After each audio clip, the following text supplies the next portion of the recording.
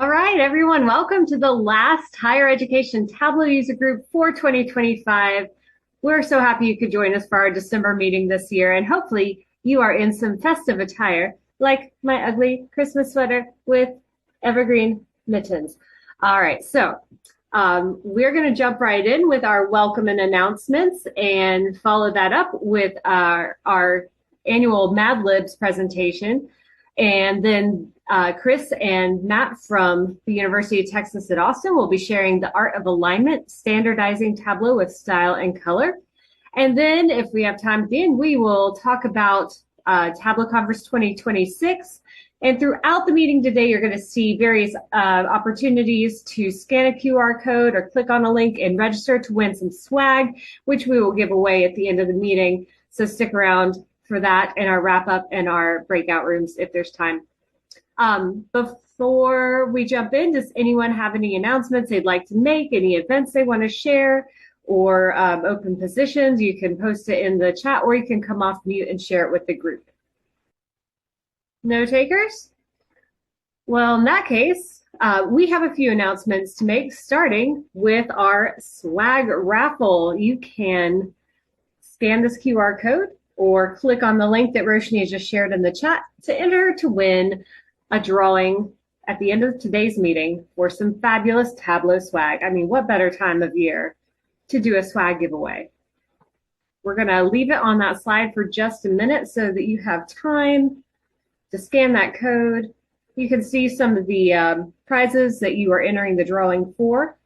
I don't know about you. I'm a sucker for stickers and pens, so.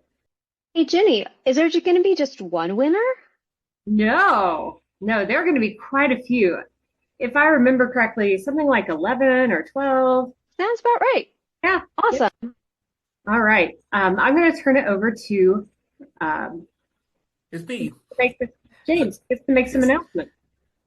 So as the semester winds down and we're going into the winter break, you may find it's a bit slow around the office. You have some free time on your hand. So it's a good chance, opportunity to check out the Tableau Hackathon. There's kind of two tracks. So you can either choose to do the hackathon using Tableau Next, or you can use Tableau Cloud.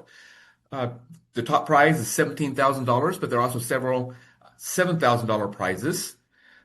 Now the office hours have ended, but there is still the video workshop is still available to watch. You can still use the dedicated Slack channels to ask questions. So you still have plenty of opportunity. Well, just under 4 weeks to get your submission in. And now I think we're going to go over to Ginny for some Mad Lib fun. That's right. All right. So if you are new to our December HETUGs, you may not know that every year I do a Mad Libs in Tableau. This started many, many years ago and it has evolved and it kind of grows every year. So if you haven't done this with us before, then I'll just explain very briefly the rules. You are going to put a word in the chat box that fits the box prompt, and I'm going to type in the first one that I see, and we're going to go down the list. And when we're done filling in all of these parameter words, then we will click the arrow and see the results. We're going to write our own very special Mad Libs Christmas Carol for the year. And then we're going to go behind the scenes and look at how this is built, and it's a lot of fun. So we'll start at the top, and we're going to work our way top to bottom, left to right. So somebody give me an adjective in the chat box. Breathtaking, slimy. Another adjective, exhausted. And happy. And a beverage, hot chocolate. A plural body part. Hands. And a feeling. Uncertain. A food. Beef Wellington. Another food. I see sushi. A holiday. Arbor Day, that's a fun one. A past tense verb. Drunk. Noun. Door. A person. Grandma. A verb. Eating. I'm just going to put eat because we'll have an ing verb later. Another noun. A cookie. A profession. Analyst. A plural noun. Nostrils. Another plural noun. Frogs. A verb. Ride. An ing verb. Running. Another ing verb. Laughing. An adjective. Glittery. And one more adjective. Spectacular. All right, so now we have all of our blanks filled in, and we're going to click the arrow to see our results. And this year's song is going to be sung to the tune of Sleigh Ride. I'm not going to sing, but I will recite like a poem our new lyrics to the song. Just hear those sleigh nostrils jingling, ring-ting tingling too. Come on, it's breathtaking weather for a sleigh ride together with you. Outside the snow is laughing, and friends are calling yoo-hoo. Come on, it's happy weather for a sleigh ride together with you. Giddy up, giddy up, giddy up. Let's go, let's eat at the snow. We're running in a wonderland of snow. And I could probably go on, but we only have a very, yeah, William Shatner. We only have a limited time. So I want to show you how the dashboard is actually built on the back end. And we're going to start with parameters. What else? So you probably noticed on the first page that we had a lot of different parameters that were used to build this dashboard. And I insert all of those parameters into the different stanzas from the song. So first we had to, well, let's just look at the data. It's not going to let me look at the data because I was doing that on Tableau. All right, so it's a really simple data set. We have a line number and whether or not that is going to be replaced with one of our parameter words, and then what it's going to be replaced with, if it is going to be replaced, and then the original words to the song, and then the word number. So I used to build this out where I would put the line number on the rows and the word number on the columns, and I would fill this in with the word. And it was all, the spacing was all off. So eventually I figured out I can just type the words into the text box and insert the parameters where they go. And that works a lot better because then it kind of adjusts itself size-wise. But in order to do this, I had to build a lot of different parameters, like this one, the first one, the ing verb. And then I put the line number and the word number coordinates in there so that I know exactly where it is supposed to go in the lyrics. So all of the parameters are the same thing with a different name. So it is a string parameter. The current value is null or blank, and allowable values are all. And that's all there is to it. So then you create all the different parameters you need. You insert them into your text box. You are kind of limited as to how much text you can put in this text box. So that's why I split it up into stanzas. And even those I had to tweak a little because they weren't all fitting on the dashboard page. And then I tried to call attention to the parameter word by making it bold, underlined, italic, and in a different color from your other regular lyrics. And then I copy and paste this exact same thing into the tooltip so that you can see the same thing whether you're hovering or just reading on the page. So that is the parameter side of things and how that's built out. But the really fun part of this was building out your ugly Christmas sweater that is actually designed by using the parameters that you put in. So it starts off as a blank Christmas sweater. And the snowflakes are the default shape that go into it if you have a null value or a blank value in your parameters, like we did before we filled in all the blanks. And then the Hello, Mr. Grinch is the default greeting that is in place, or snarky saying that is in place on your sweater if you haven't filled out any of the parameters. But once you do fill in the parameters, your decorations, the colors, and the saying are all controlled by the parameters that you put in. So we'll start with the color field, because this is the first one that I built out. So I created this XY. Maybe I should actually show that first. I created this XY field, which is just the string of point X followed by a comma, followed by the string of point Y.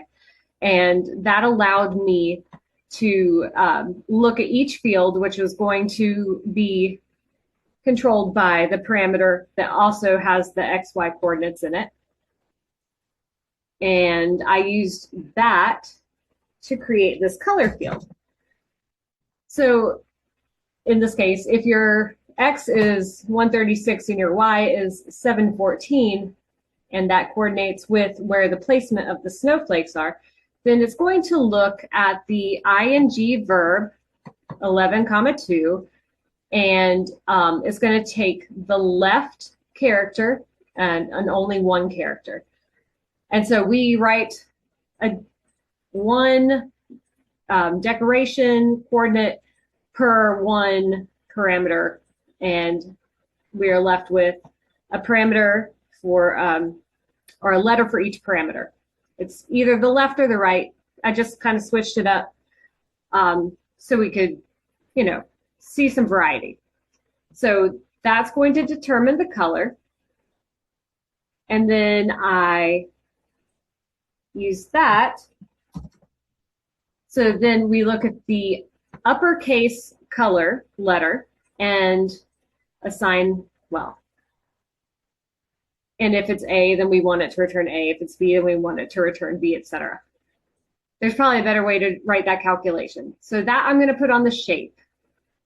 And then we're going to have the saying. And Roshni helped me come up with all these fun Christmas sayings. So this one uses that profession parameter, looks at the first letter on the left, and then assigns it a different one of these funny, snarky Christmas sayings. So if your profession was A, like analyst, and that's the one we chose, then it would return the snarky saying, "We wish you a Merry Christmas." And all of these are like mashups of Christmas song titles and regular song titles. So Wreck the Halls, All I Want for Christmas is Tutti Frutti. Do You Want to Build a Macho Man? I'll Take the Long Way Home for Christmas, Jingle House Rock, Grease Navidad. You get the idea. So the color goes on color, the shape goes on shape, and then the saying goes on its own page so that I could float it in the middle. And once it's all filled in, it creates this fabulous ugly sweater design. But another really fun thing was trying to build this ugly sweater design. I thought I could do this using like a transparent polygon shape, and in a sense that was correct, but I thought I had to build out the sweater shape to be a transparent polygon, when really the trick is, if you want a transparent sweater, you have to build the polygon around it. So that is what I'm going to show you how to do next. So there's this fabulous site, the CBI Studio by Interworks, that you can use to map any image into a polygon, a path, or you can put points on any image. So it's really easy to use. I'm going to show you how to do that now. So we're going to, I told it I had a background image I want to use. And then on the right side, I'm going to click on image and choose a file. And full disclosure, I used Gemini, Google Gemini, to design this ugly sweater template. because I am not an artist at all. So I want a polygon, so I'm going to click on the polygon option, and then I'm just going to put my first dot in here. And you can put this anywhere on the edge. I want to make it so that I can go around the whole thing and come back to that dot. So then I'm going to start making an outline of this ugly, soon to be ugly Christmas sweater. So I'm just running the mouse along, clicking. It creates a dot and it connects the points. If you have a curve in here, you'll probably have to put quite a few more dots because, you know, densification. And I will say that I made some, when I was doing this originally, I made some connections that left blanks in my final viz. And I was able to go back to the CSV that you download with these points in this polygon, just to straighten those out. See, there's this tiny sliver of white space here and here on this side too. It's just so hard to get that close to the edge. So I go back in and edit that up in the CSV and it's fine. So that made one polygon for the top. And then I can come in here and start making a second polygon. And the nice thing is this will name your polygons in the final output. So you don't have to do like a new sheet for every polygon that you create. So we'll just go through, connect our dots. Almost done. See, now we have two polygons. It makes a top and a bottom and leaves this what's going to be transparent image in the middle that looks like a sweater. But I also want to make some points on the sweater to put my different decorations on. So next I'll click on points. You don't have to do an entirely new image or new file for this. You can do points and a polygon all on the same CSV file. So now I'm just going to go and put a lot of random dots all over this sweater.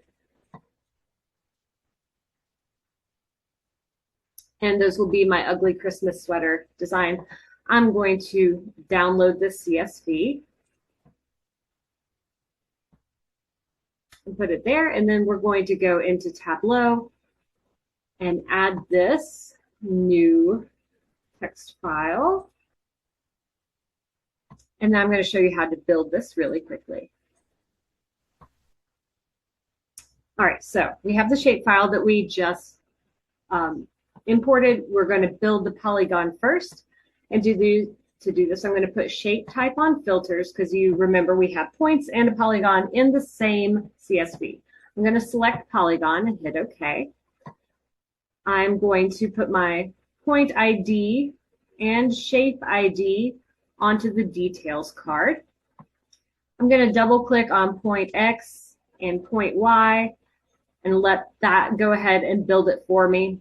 You can sort of see the outline here. We know that this is the collar because I put a lot of dots there. And we know that this is the end of the sleeve. These corners are the ends of the whole sheet there. And you'll notice it's sideways. And that's because I let Tableau put these on the columns and rows the way they wanted to. So I want to pivot or transpose this so that it is not sideways. It's the right side up. And then I want to take my shape ID and change this to a polygon. Whoop. Is it shape ID or point ID? Now I can't remember which is which. Yeah, all right, so point ID has to go onto the path.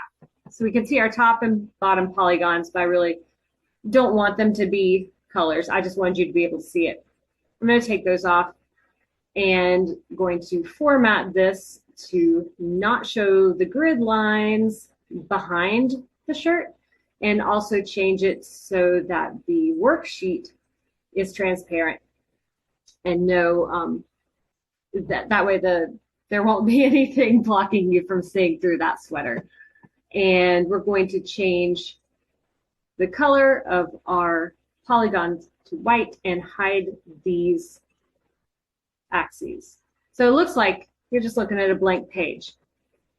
But when we go to build out our dashboard, I'm going to start by putting an image onto the background.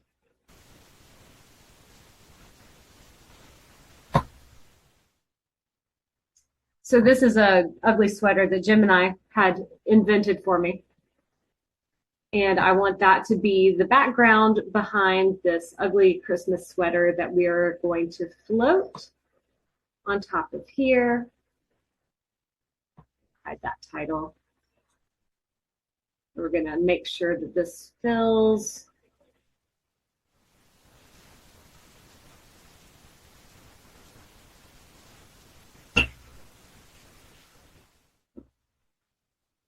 So it's not going to fill everything. I'm going to move that to like -50. That seems to be the trick there. Pull that down until it is covering all of the ugly sweater behind it.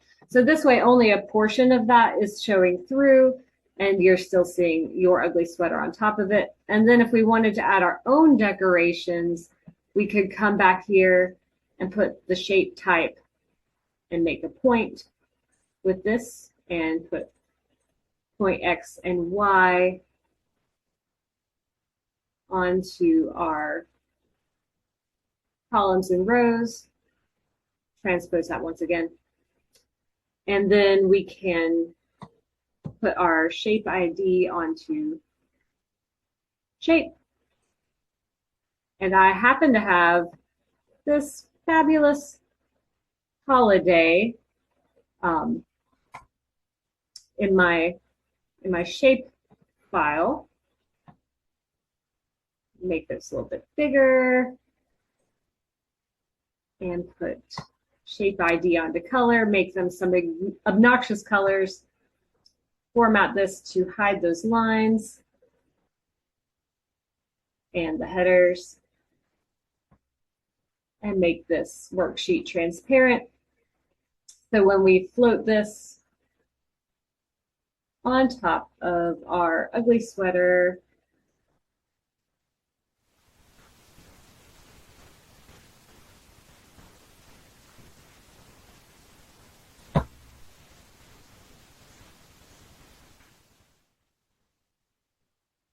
we can see our designs. Well, you can't really see them. And then when I send this behind, change the float order to send it behind the polygon outline, that will keep, let me take this off so you can see a little bit better. It will keep the lines here so that if one of the shapes does overlap the edge of it too much, it'll kind of cut it off and then you won't be able to see it, if that makes sense. I change this back to orange. You can see a little bit better. See. Anyway, and you can line this up and make it look all pretty like in the final viz on Tableau here. But that is all. That's how I built this using parameters and transparent polygons and some fabulous CDI Studio by Interworks cheat magic to make all those fabulous points. And if you go in and fill out your own Mad Libs version, I would love to see what lyrics you come up with, and you can share them on the Slack page, or you can put it on Twitter. We still use Twitter with a hashtag Mad Libs 2025. So that's it for our Mad Libs ugly sweater version. And I will turn it over to, I think, Sam to introduce our next speakers. Before we introduce the next speakers, though, we want to give you all a chance to sign up for the raffle again. So again, 11 people are going to win. I think it was 11, maybe 12. I'm forgetting, but more than 10 people will win these prizes that you see here. So the cup, the notebook, the pens, and these stickers over here. So we'll draw names, I think, at the end of today's meeting, and then I'll be reaching out to coordinate getting all of that to you. And so next we have two speakers from the University of Texas at Austin, Matt Miniat and Chris Robinson. They are on the Data to Insights team over there at the University of Texas. And Matthew Miniat is a data visualization analyst and has been at UT Austin for 4 years. Before working for UT Austin, Matt worked as a fraud analyst at BC Forward/Accenture. Outside of work, Matt likes to spend his time swimming, reading, and playing basketball. Chris Robinson is also a data visualization analyst at UT Austin, and he's been there for 2 years. Prior to working for UT Austin, Chris worked as a solutions engineer at Tableau, Salesforce. In his spare time, he enjoys playing in country bands around town and, of course, UT football. And before I pass it over to you two, I wanted to point out, so this is the art of alignment slide. And when we were preparing the slides for today, we spent a good amount of time, I'm trying to think of how many, maybe like 10 minutes, figuring out how to align everything on this slide, because normally we only have one speaker. And so with two speakers, we just decided to left align everything. But it took us a very long time to figure out how to align the art of alignment slide. But yeah, thank you two so much for being here. And yeah, I'll pass it over. Thank you. Welcome everyone to our higher education talk presentation. My name is Matthew Miniat, and I guess I've already been introduced. I'm a data visualization analyst. Been working at UT Austin for over 4 years, almost 5. Yeah, I like basketball and like swimming, but I guess I'll add another fun fact on top of that. I like to go to the Renaissance Fair. Yeah, that's a nice fun fact. Yeah. Good afternoon, everyone. My name is Chris Robinson, data visualization analyst as well, alongside with Matt. Yeah, been at UT for about 2.5 years now. Worked at Tableau as a solutions engineer for about 4 years. And I'll change my fun fact. For those who are here in the intro slides, you heard the Black Crows, and there's been a couple times in Austin where I almost got charged, or like they almost charged some of my stuff to the Chris Robinson from the Black Crows. And here's a quick introduction pages. What to expect with this presentation. We just want to let everyone know we're going to dive into the importance and science of basically consistency, reviewing the definition, contents of what goes into a style guide, why it's needed, examine its application and benefits, and also the talk blends the UI and UX best practices, as well as visualization research, and are also our own G2I style guide experiences. And so Chris is going to start us off. All right, so there's a problem that we all face every single day with inconsistency. For example, Spotify. Spotify in 2015 versus 2022. As you can tell, the UX is different. I'm not a fan every time the UX changes. I like things staying the same, and they're in the same place every time I look at it, so I know exactly where to go. And if you, next slide, Matt, if you look on the mobile app, and this is the one that annoys me the most, the mobile app consistently changes, and I'm not a fan of it. So I like consistency when it comes to my apps. Same thing with going between different streaming services, whether it's Netflix and Hulu, Amazon Prime, Disney Plus, pick your poison. Doesn't matter. For even so, Netflix recently changed their UX on my Apple TV. That annoys me. So we're presented with a problem with, and in the example of different social media platforms, different streaming services, whatever. And this also can translate over to what we experience with Tableau. For example, at D2I, we have many different dashboards and many different styles. And what actually happens when there isn't any consistency between it? Well, it leads to inconsistent user experience. Same, much like having to relearn how to use Netflix, our end users have to relearn how to use a dashboard. And that in turn leads analysts to spend more time adjusting the visuals to their needs instead of actually analyzing data. And for us as developers, it leads to us making ad hoc decisions, whether it's formatting decisions, just stitching things together. And ultimately, that can lead to outdated visuals and visual best practices. So, what is our solution to all of this? Well, internally and now on Tableau Public, we have a D2I style guide. But first, before we dive into the style guide, we want to take a little bit of a step back and make clear of why we believe the concept of consistency and familiarity really matters, especially when going into a style guide that's supposed to guide you on why these concepts can be applied to our dashboards and our products. So first off, familiar layouts, they help users instantly know where to look. They improve navigation efficiency. With a predictable style, it'll reduce cognitive effort. So instead of focusing on how to make the interface work, the user is just focusing on the content, on the data of the product rather than how to make it work. And then by reducing that cognitive load, the dashboards or whatever product that you're using feels much more intuitive and user-friendly. But these consistent visuals, it enables easier comparisons of when using different products. And what it does is that it can also help improve memory retention as well, as you're basically becoming more familiar with standard designs. And of course, at the end, uniform style, which reinforces trust and strengthens brand recognition among users and developers. So, first off, just gonna look into the science of it. First is the mere exposure effect, or the familiarity principle, which was previously. So it's basically the concept that the repeated exposure to a stimulus or an environment increases the likelihood of a preference and even comfort.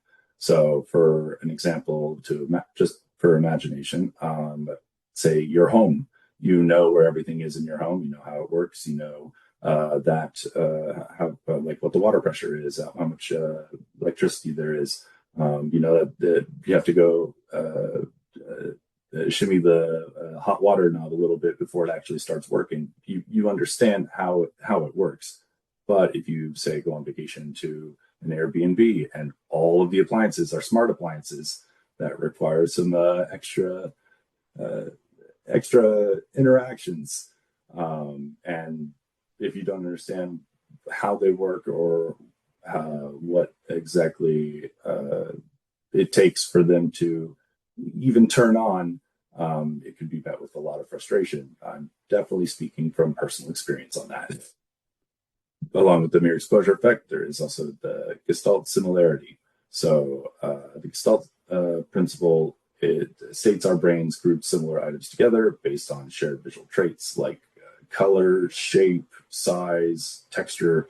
And what we do as humans is that we perceive all these different visuals as one unified group rather than individual elements. So just as the example shown below, with the squares and circles, you can see an arrow based on their positioning, as well as the smile. It can be made up of a bunch of different objects, but with the positioning and with the perception, all those little objects do appear to create one unified pattern. And so by creating these visual patterns, a structure, it can lead to intuitive understandings and designs.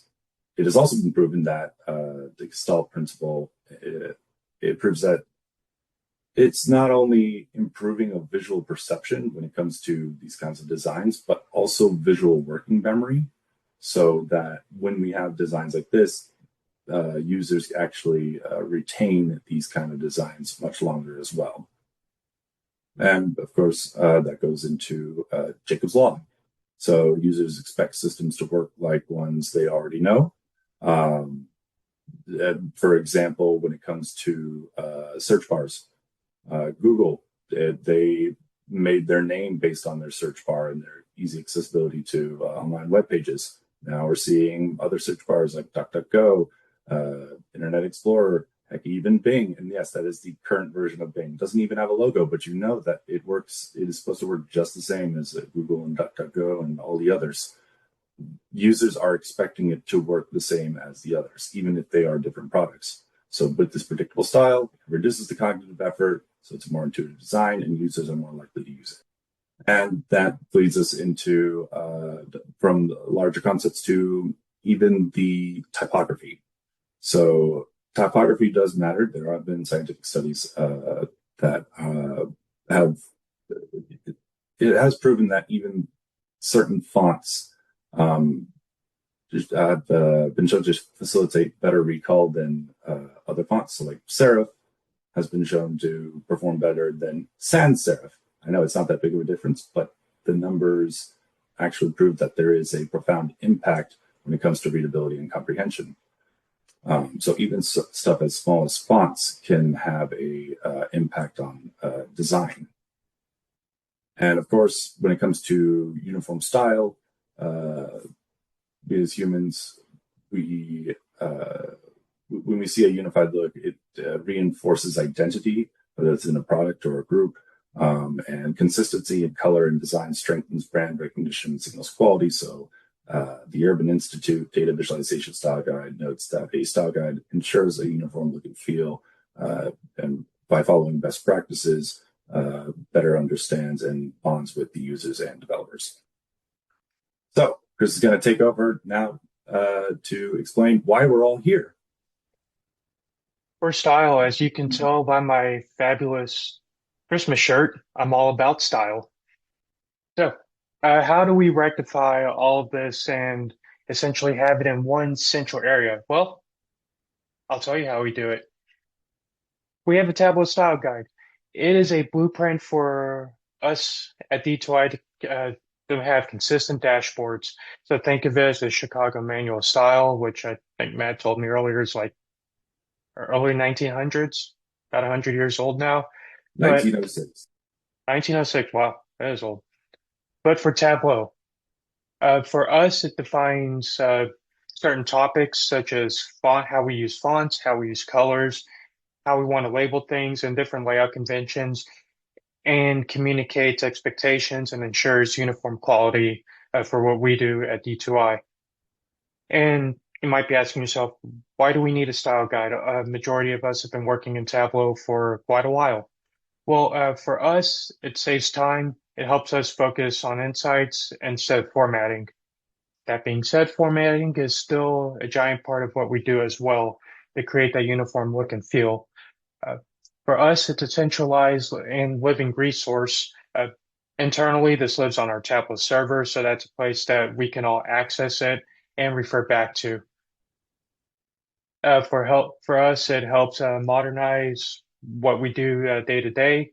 For our team alignment, when we hand off dashboards for each other to review, again, we have a place to reference how this should look and feel, and it just creates a smoother process. And consistency, and like I remember my time onboarding here, even though I knew Tableau, I needed to be familiar with how D2I uses Tableau and how they format things. So having everything in one place definitely helped. And you might be asking yourself, well, Chris, this is all great, but what does this look like? Let me show you. So this is the public version of the style guide at D2I, and you're going to notice a few things right off the bat, how we have it, well, one, how we have it sectioned off, and two, we do have additional links within each topic to give additional information for those users who need to use a style guide that links back to the Tableau documentation, other different resources. And internally, we actually do have some internal links that are real specific to us. So kind of going through the different sections, and we're not going to touch on everything, but just to give you an idea of how this is broken up, we'll start with basically the introduction of how this is being used, different principles that we abide by, implementation. And then we start getting into different topics of how users might want to look at this. One thing that always comes to mind when we're first building out dashboards is what the typography of it. So we have different topics of how we generally want to use fonts and just some different examples of it as well. And same thing with number formatting, how we want to use numbers and how we want to think about formatting based on the particular use cases.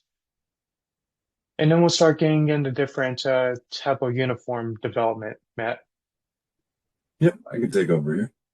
So when it comes to uniform Tableau development, when it comes to a style guide, usually when you hear style guide, you immediately think that, well, it's just dealing with the aesthetics. It's just dealing with the front end, seeing how different containers work and different images. But in our style guide, at least, we want to also make sure to streamline our workflow process.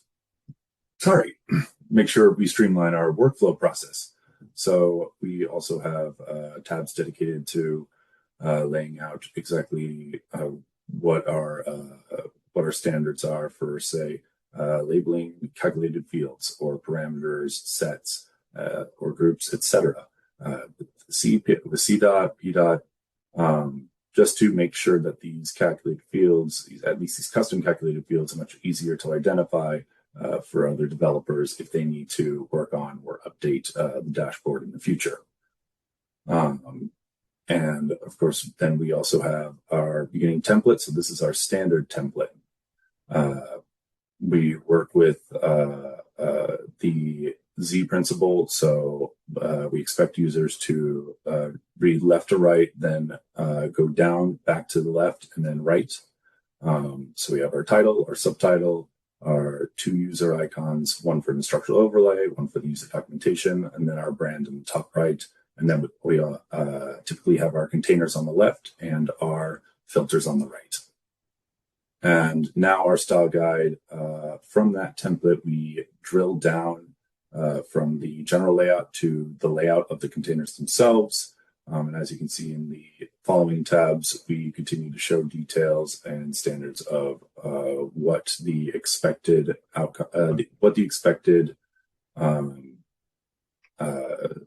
standardization of the new dashboard is supposed to look like, especially regarding size, general objects, and then it goes into even more specific dashboard elements, which is titles, subtitles. It even goes into structural overlays. And as I think you may have noticed that there are also notes about the typography within these dashboard elements. And the reason for that is that depending on the user, when they come into the style guide, they have a question that needs to be answered. We want to make sure that we answer that question as soon as possible. So that's why we have these different details on separate tabs.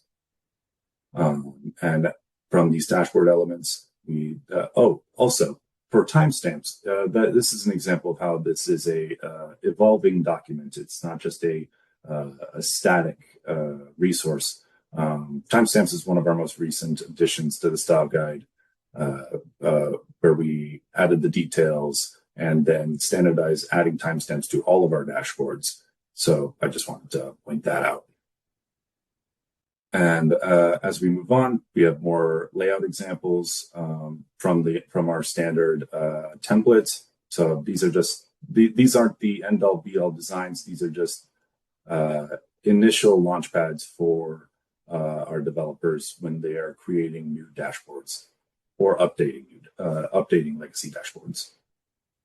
And so those examples, as you can see, even though they were using different charts or different tables, they were using the standard array of chart objects. And here we are drilling down even further through chart anatomy. And as you can see, we are covering color palettes as well. We use an assortment of different kinds of color palettes for different situations to make sure that we are prepared for as many different ways to tell a story as we can. And with each of these color palettes, when we created these different sets of color palettes, we did take into account the importance of accessibility. So when creating each of these color palettes, we have taken them through different third-party color checkers. We wanted to make sure that we were considering the different types of disabilities, such as color blindness, with interaction, alternative text, etc. And we want to make sure that we stay up to date with the current standards of the industry. And as if you've noticed, when we have been moving through the tabs in our style guide, there are separate links within each tab in the dashboard that is available for the user of the style guide to further learn and absorb more details of the current subject of that tab. So they could point to more details on the Tableau website or other guides within the industry. And also we have a long total resources tab. So should our developer ever be curious, they can always go straight there. And then the back half of our style guide are more chart types and examples to help like I said before, help our developers find a initial starting point to launch off our development for a dashboard. And with these different examples, you can see the consistency between the different titles, the different chart fonts, and the colors. But we always try to maintain that standard template and organization. And that about wraps it up for our demo, I believe. And then Chris is going to, we've now seen what a style guide is. We've now seen the examples of our own style guide, but how can we actually apply that to our daily use as data visualization analysts? And Chris is going to take us through that. All right, so we saw the style guide. You saw how we potentially develop and have standards within D2I about how we want to build something out. But what does this actually look like? Cool. So again, to reiterate that we use this every time we're developing dashboards. We use this for any kind of peer review and handoffs. Again, whenever all of us are onboarded, we looked at this as a resource, and this also helps guide how we update certain things. But to that avail, let's look at some examples of what we have internally and how we stay consistent. Cool. So our first example is an example. Cool. So here's an example of how we want to track graduation, attrition, and retention at UT. Of course, the data is redacted, but the more important thing with the consistency of it, you'll notice on the top right, we have our logo, how we have timestamps. We use what we call an instructional overlay. So our users can click on that question mark, box will appear, and then essentially guide users on how to use the dashboard. And same thing with the icon to the right of it that links to Elation, or this can be or PDF in some cases, where we have links to our business definition. So if someone has a question on how graduation rate is calculated, they would have that answer. And more importantly, just the consistency in the look and feel between, and here's another example of one of our dashboards with semester credit hours. You'll notice it's pretty much the same format with logos on the top right, links to various user documents right next to it. And then on the right-hand side, we have our different filters of how someone can slice and dice data. Cool. So now what? What happens from here? Well, regardless of what BI tool you use, whether it's Tableau, Power BI, whatever you decide to use, I like having a style guide. And I encourage, if you haven't adopted one already, I'd encourage you to definitely have something to think about, and maybe try to implement it for yourselves, even if it's just for you. It's a good way to have consistency between dashboards, and it's also a good way whenever we're checking each other's work, especially here internally, that we use this to provide feedback. And also just lead by example. We do that here a lot at UT, where we practice what we preach. We're trying to be consistent with everything and any kind of deliverable we have. So all that, there is a rule to this, and Matt, the people want to know, what is the most important rule?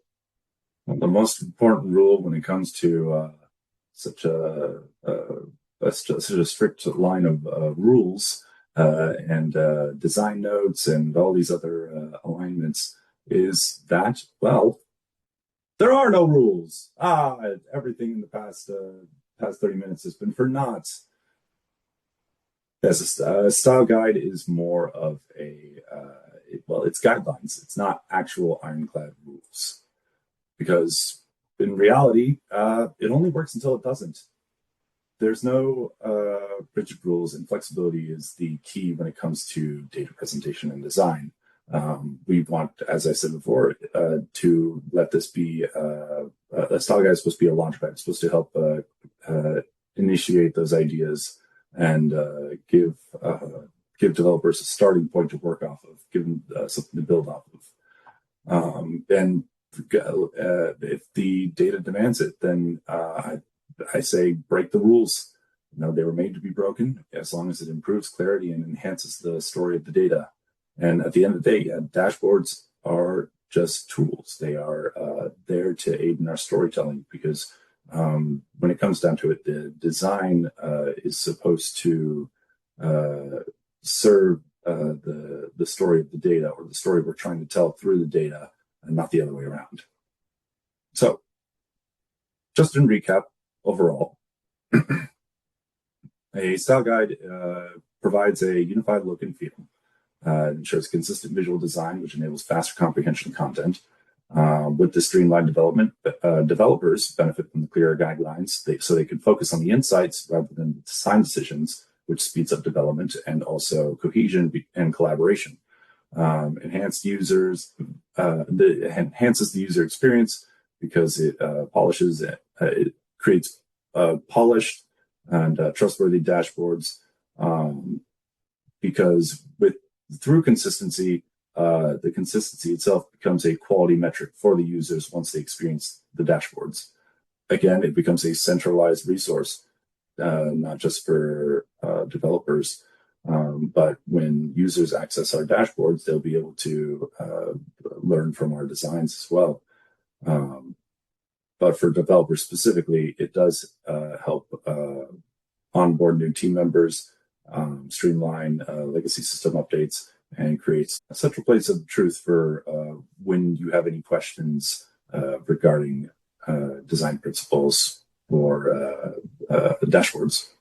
And so here's a list of references, if anyone's ever curious to see what we were including in our presentation, as well as a quick list of resources if anyone's curious about the tools we used in our DeepWise style guide. Yeah, and I also included a link to the InnoWorks blog. They do a good job of outlining how you might want to design a style guide as well. So just an additional resource.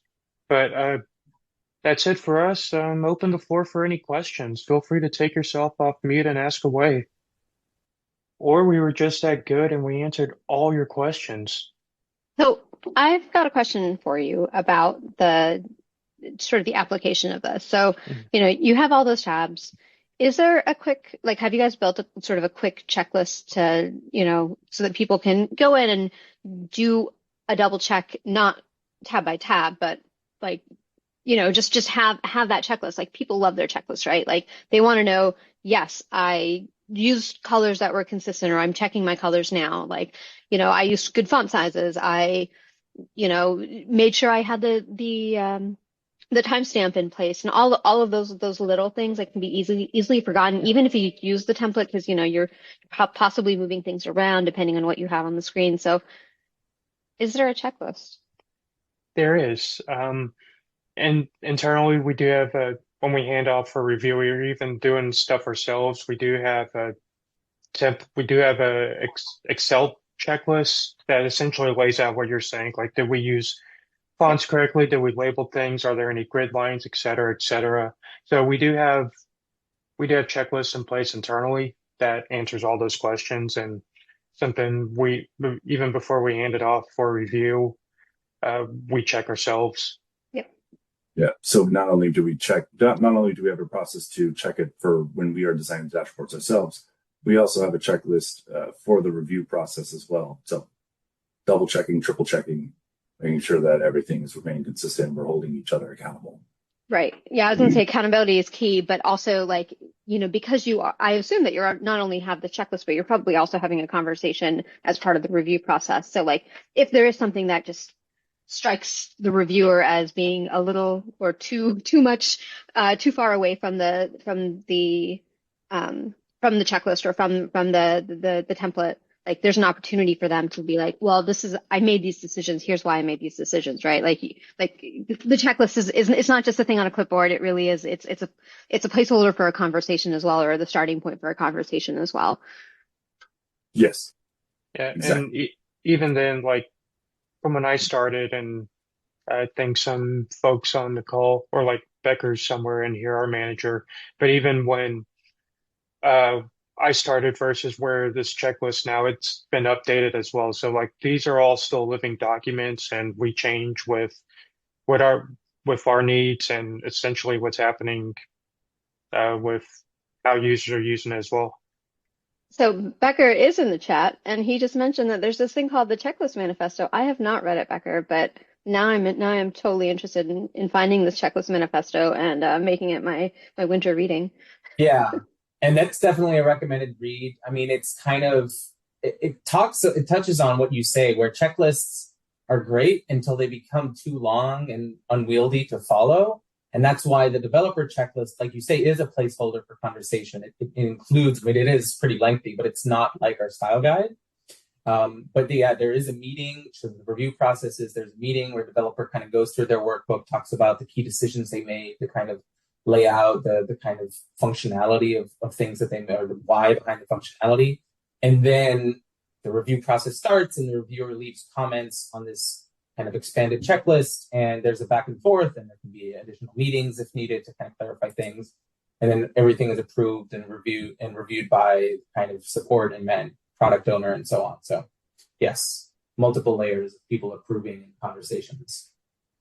So speaking of those conversations, one of the questions that we have is around the actual development of the style guide. So like what stakeholders were included in the creation of the guide, and like how long did it kind of take for version, I'm going to even say version 0.1. Like we're not even talking version 1, but like how long did that first initial sort of building of the style guide take? And how long, like how often do you guys actually review it? Like is there a sort of built into the process an annual review or a quarterly review or anything like that? A good question. That is a good question. I would say that we weren't the ones that personally initiated the development of the style guide, but when I think about how the style guide started, it started when it started with questions that needed to be answered. What format should we use? What font should we use? How big should the logo be? What colors should the bar charts be? It starts off with simple questions like that, and then when you're initiating the development of new dashboards, you're asking yourself, okay, well, how should I go about this? What color should I use? And a common way to do that is to use past examples. So I believe that, and correct me if I'm wrong, Becker, who is our team lead, by the way, he's also the one who took point when creating this style guide. The initial creation of this style guide started when we were really starting to centralize a workflow for our development process, correct? Yeah, so I think that's correct. And I love the call out you made for kind of, decisions kind of being added as we went along. Definitely there was just a development. And I mean, as recently as a few months ago, we added a whole slew of kind of slides and kind of notes to the style guide, because I mean, once we go through UAT for a deliverable, for example, and an issue comes up with consistency between, I don't know, cases or colors or whatever it might be, then we have a discussion about that, within the team and decide whether or not it rises to the kind of level of something that we need to enshrine in something more stable, or if it's just a one-off kind of adjustment for that specific dashboard. So yeah, I mean, I would say stakeholders were everybody who's ever seen one of our dashboards, and we've gotten feedback from them. So a really wide list. Wow, that's pretty awesome. I love that it's not just like this limited set. It's not just you guys like talking internally. It really is reaching out and making sure that your end users are represented in the style guide. Yes. Yeah, and I will say, I believe, at least within UT, if anyone has access to this on our server, they can access the style guide. And now, well, even now, so it's on Tableau Public, so anyone can access it. All right, that is awesome. I'm gonna pass the mic over to James for our next bit. Thank you, Matt and Chris, and also Becker for jumping in as needed. Son of a great boss, able and willing to step in when needed. So I believe we're about to give another opportunity to sign up for the raffle. So there you go. So if you've not signed up yet in the previous, I think 2 opportunities, go ahead and we'll take a moment here, scan the QR code, and enter in to win some swag. Okay. Well, as we enter into some of the dour days of winter, we want to start thinking about the nicer weather in Southern California. So for the 3rd time, Tableau Conference will be held in San Diego. While the official start is May 5th, you do want to arrive at least a day early so you can participate in the Data Plus Tacos and the Data Plus Women events.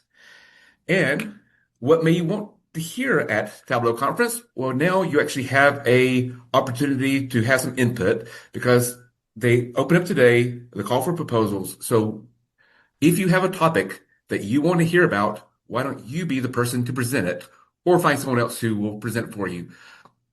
But if you go to the QR link, there is some information about how to submit this proposal, some hints on preparing presentation. You'll be selecting between either a 20-minute or a 40-minute slot.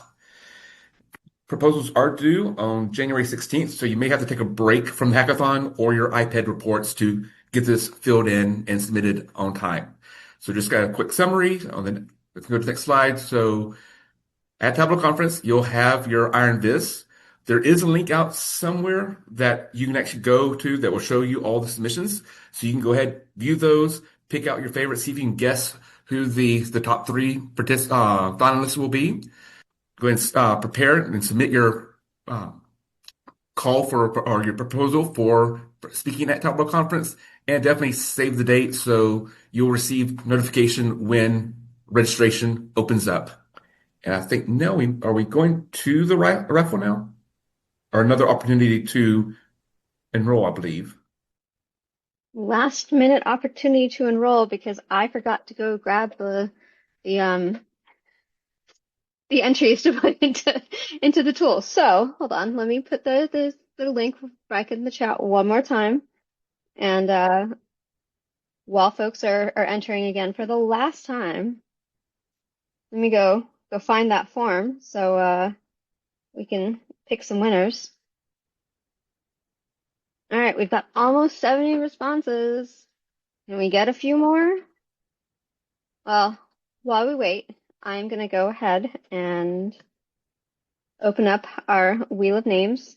You're about to see that on the screen right now. I hope that's what you're seeing, an actual spinning wheel of names. You can see that these names are not the real names because while we do love some holiday characters, none of them are eligible to win any swag. That is it for today's HETUG. We really appreciate you joining us today. We want to thank Chris and Matthew for talking all about style guides, making some consistently stylish decisions for our dashboards. Ginny, thank you as always for your Mad Lib adventures. Every holiday season we get to see something new, and I love it. We want to know what you thought of today's meeting. We are putting a link in the chat right now. And we also want you to do two things for the January meeting. Our January meeting is January 28th, so a month and change away. And we only have one speaker. The speaker is an amazing speaker. My favorite, Flairlich Ken, formerly of Bucknell University. He's going to be talking about dates because, you know, what happens every year when the year changes? There's a whole bunch of date math that you have to do, and Ken's going to help us work a little bit better with dates. But Ken's not the only one who's going to be presenting. We hope that someone volunteers to be a Media community member so that we can interview them and ask them some questions about how they got onto their Tableau journey and how they got where they are now. And we want someone to present something. Doesn't have to be anything big. It can be a 5 or 10 minute presentation. It can be a longer 30-minute presentation. Anything in between. We want to hear from you. Think of it maybe as a practice presentation for Tableau conference, or HETW, or any of the other higher ed related conferences that are happening next year. And we are putting a link in the chat right now for how to submit if you want to present or want to nominate a speaker. And James, I heard you come off mute. So what's up? Yeah. I was just going to say, since we're not going to have a meeting before proposals are due for Tableau conference, I'm sure that could be a topic of conversations in our breakout rooms after this meeting. Why, James, that's exactly what I was about to say. So before we head into the breakout rooms, we also want to put a plug in for the Higher Ed Tableau Slack. If you are thinking about presenting or want to brainstorm some topics, use that space as well. Feel free to just throw out hey, I want to hear about this, or hey, I might be thinking about presenting on this thing in the Higher Ed Tableau Slack, and we can start a discussion around it. But in the meantime, we want to say thank you and goodbye for now. We hope that your holiday break, hopefully you have a holiday break, and we hope that it is peaceful and wonderful. And we will see you in the new year. So thanks everyone for coming. Thanks everyone for speaking, and have a great holiday season.